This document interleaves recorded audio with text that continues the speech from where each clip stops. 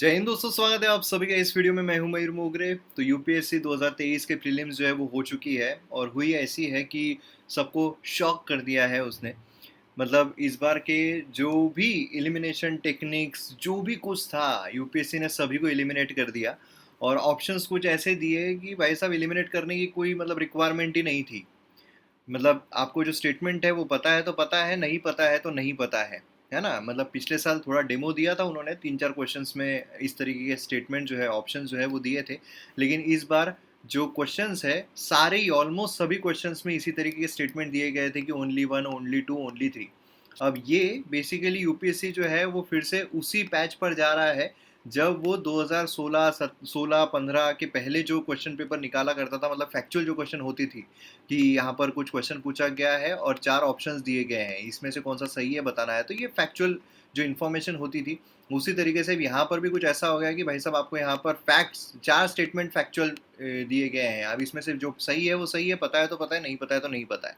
कोई elimination technique नहीं, कुछ नहीं, कुछ नहीं। इतनी सारी एलिमिनेशन टेक्निक जो है वो अलग अलग यूट्यूब चैनल पर देखने को मिली, इंक्लूडिंग मैंने भी एलिमिनेशन टेक्निक जो है वो प्रोवाइड की थी, किस तरीके से हम एलिमिनेशन टेक्निक के थ्रू जो ऑप्शन है सही ऑप्शन तक पहुंच सकते हैं। लेकिन लो, सब कुछ एलिमिनेट हो गया। अब यहाँ पर only one, only two, only three, only four, इसी तरीके के स्टेटमेंट जो है वो देखने को मिले।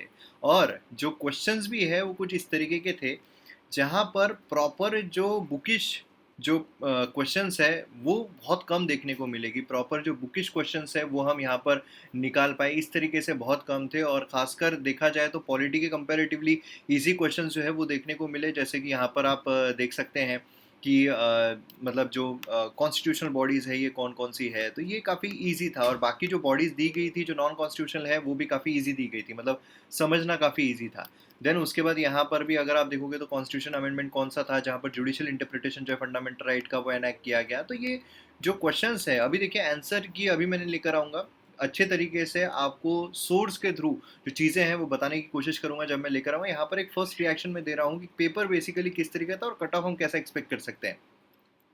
यहाँ पर आप देख सकते हो कि इलेक्शन जो है प्रेसिडेंट का, उसके बारे में स्टेटमेंट दिया गया था कि यहाँ पर डिसीजन जो है वो इनवैलिड हो जाएगा जो अगर जो डिक्लेयर वाइड कर दिया जाता है। इलेक्शन जो है पोस्ट प्रेसिडेंट की पोस्टपोन कर दी जाएगी, है ना। मतलब अगर असेंबलीज में इलेक्शंस है तो मतलब कुछ कुछ ऐसे थे कि हाँ भाई, समझने में काफ़ी इजी थे कि हाँ यार ऐसा तो हो ही नहीं सकता है करके, है ना। लेकिन क्या है कि कुछ कुछ जो क्वेश्चंस है ये काफ़ी ज़्यादा डिफिकल्ट थे, मतलब काफ़ी, मतलब बहुत ज़्यादा ही डिफिकल्ट थे।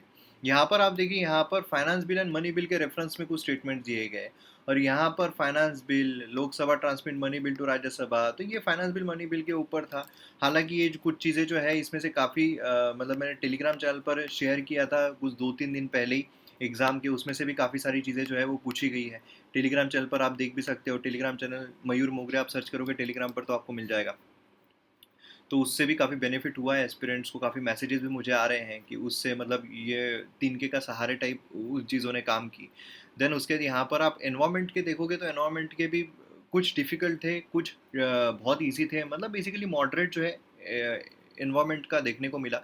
लेकिन वही है कि एलिमिनेशन जो है वो नहीं कर पा रहे थे। उसकी वजह से क्या हो रहा था कि देखिए क्या है ना, पहले जब एलिमिनेशन टेक्निक जब यूज़ कर सकते थे, जब यहाँ पर 1 2 3 2 3 4 ऐसे जब स्टेटमेंट्स आते थे, तब ऐसे अगर स्टेटमेंट दिए गए हैं तो वो एक बून था। मतलब जितने ज़्यादा स्टेटमेंट्स रहेंगे उतना ही ज़्यादा बेटर रहेगा आपको सॉल्व करने में, उतने ही अच्छी एक्यूरेसी के साथ आप आंसर निकाल पाओगे। लेकिन अब ऐसा हो गया कि जितने ज़्यादा स्टेटमेंट उतना ज़्यादा प्रॉब्लम, क्योंकि हर एक स्टेटमेंट के साथ आपको एश्योरिटी जो है वो रखनी पड़ेगी। Only one, only two, only three, only all four, कौन सा करोगे भाई साहब, है ना। आपको लग रहा है ये वाला गलत है ही है तो यहाँ पर आप सिर्फ एक निकाल सकते हो, ऑल फोर, बाकी क्या ही करोगे आप यहाँ पर, है ना। तो यहाँ पर काफ़ी डिफिकल्ट हो गया। तो बेसिकली क्या हुआ, क्वेश्चंस की डिफिकल्टी नहीं बढ़ी, प्रॉब्लम हुआ ऑप्शंस के साथ। ऑप्शंस के साथ यहाँ पर यूपीएससी जो है वो खेल गई। देन यहाँ पर आप देखोगे तो इसी तरीके से सभी जो स्टेटमेंट्स है वो इसी तरीके के देखने को मिले, only one, only two, only three, all three, none of the above. तो ये सब कुछ यहाँ पर देखने को मिले। और इस चक्कर में बहुत सारी जो चीज़ें हैं, मतलब क्या हुआ, ये देख कर ही काफ़ी एस्पिरेंट जो है, ये देख कर कि ऐसे स्टेटमेंट्स आए हैं, यहीं पर मैं आपको गारंटी देता हूँ 90 to 95% जो एस्पिरेंट्स है उनका मोरल डाउन हो गया। और मोरल डाउन हो गया। और यहाँ पर जो सवरा है, यहाँ पर जो खुद को संभाला है जिसने, वो यहाँ पर यूपीएससी क्लियर कर लिया कि कट ऑफ जो है वो काफ़ी लो जा सकता है यहाँ पर। क्योंकि फर्स्ट टाइम इस तरीके का पैटर्न यहाँ पर हमें देखने को मिला है। और जब भी इस तरीके का रेडिकल शिफ्ट देखने को मिलता है तो फिर जो कट ऑफ है वो लोअर साइड में आता ही है, और ऐसा भी नहीं कि सीसैट बहुत ईज़ी था, सीसैट भी थोड़ा बहुत डिफ़िकल्ट मतलब मॉडरेट लेवल पर देखने को मिला, है ना? क्योंकि जब से उन्होंने जो पैराग्राफ जब से उन्होंने एनालिटिकल डाल दिए कि भाई क्या हमको सीखने को मिलता है, तो वहाँ से पैराग्राफ की डिफ़िकल्टी लेवल इंक्रीज़ हो गई, और बाकी भी अगर आप लॉजिकल रीज़निंग देखो तो प्रोबेबिलिटी के ऊपर इतने सारे क्वेश्चंस, मतलब एक इस तरीके लग रहा था यूपीएससी जो है ज़बरदस्ती खुद को प्रूव करना है कि नहीं हम बहुत डिफ़िकल्ट एग्ज़ाम है, मैं बहुत डिफ़िकल्ट एग्ज़ाम हूँ। इस तरीके का पेपर जो है दोनों पेपर बेसिकली देखने को मिल रहे थे। तो ये आप देखोगे तो ज्योग्राफ़ी सेक्शन में भी आप देखो तो काफ़ी सारे मैप बेस्ड जो है, मतलब बेसिक जो ज्योग्राफ़ी है बहुत कम देखने को मिली। अमरकंटक बोलिए, ईस्ट वेस्ट कॉरिडोर, मतलब सब कुछ यहाँ पर जो मैप बेस्ड है वही सब कुछ आ रहा है। इवन अगर हम एनवायरनमेंट का देखते हैं तो कुछ उस तरीके का ही देखने को मिला, है ना? तो ये चीज़ें निकल कर आई। देन ये काफ़ी ईज़ी एक क्वेश्चन हमको देखने को मिला था, है ना? ये काफ़ी मतलब घुमा-फिरा कर दे दिया गया था। तो ये कुछ ईज़ी थे, कुछ क्वेश्चंस जो ईज़िली सॉल्व किए जा सकते हैं, लेकिन अगेन वही ओनली 1, ओनली 2 की वजह से यहाँ पर काफ़ी प्रॉब्लम जो है, काफ़ी लोगों को यहाँ पर फेस करना पड़ा। देन उसके बाद यहाँ पर आप देखोगे तो काफ़ी जो क्वेश्चंस है यहाँ पर यूक्रेन को कौन-कौन सी, तो ये एक्सपेक्टेड था, यूक्रेन को कौन-कौन सी या फिर सूडान को कौन-कौन सी कंट्रीज़ बॉर्डर करती है, या तो फिर जो ब्लैक सी है उसको कौन-कौन सी बॉर्डर करती है। तो ये कुछ चीज़ें जो है वो प्रेडिक्टेबल भी थी, जो आनी थी, और इसका भी बारे में मैंने टेलीग्राम पर शेयर किया था। तो इस तरीके से हमको चीज़ें हैं वो यहाँ पर देखने को मिली। कुछ-कुछ जो है वो तो ऐसे आए कि मतलब जिसके बारे में सोच भी नहीं सकते थे, कुछ पता ही नहीं। ऐसे भी कुछ क्वेश्चंस जो है वो देखने को मिले। तो आँखें की मतलब बेसिकली क्या है, सिर्फ़ आँख ही फटी नहीं रह गई। बाकी मतलब बहुत जो कॉम्प्लिकेशंस है वो यहाँ पर हुए। सेंट्रल बैंक डिजिटल करेंसी जो है उसके ऊपर भी पूछा गया, लेकिन ऐसा पूछा गया भाई साहब ऑप्शंस की क्या ही आपने पढ़ा हो कहीं पर, है ना? कहीं से भी क्या ही आप ये कर लोगे। इवन जी20 के ऊपर जो है क्वेश्चन काफ़ी प्रेडिक्टेबल था कि जी20 के ऊपर क्वेश्चन आएगा।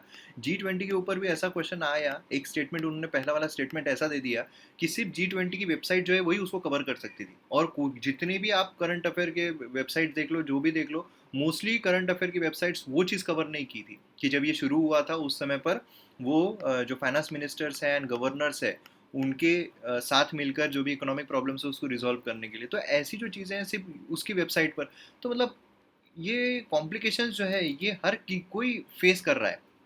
और इसी वजह से जो चीज़ें हैं वो इतनी डिफ़िकल्टी लेवल यहाँ पर इंक्रीज़ की है इन्होंने, और इसी वजह से जो कट ऑफ है वो यहाँ पर डेफ़िनेटली डिक्रीज़ होने वाला है, डेफ़िनेटली डिक्रीज़ होगा।